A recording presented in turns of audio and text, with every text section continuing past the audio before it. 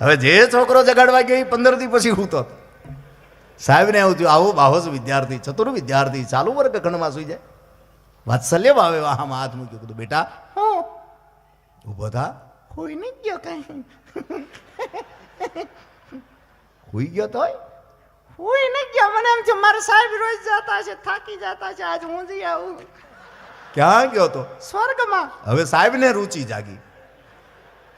કોઈ મળ્યું બેટા? બધા હતા, બ્રહ્મા વિષ્ણુ શારદા બાન બધા હતા ને.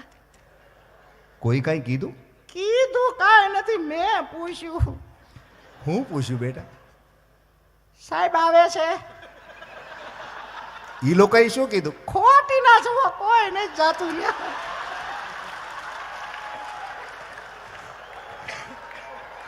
સાહેબને સત્યનું દર્શન કરાયું. સાહેબ બાળક બાળક છે.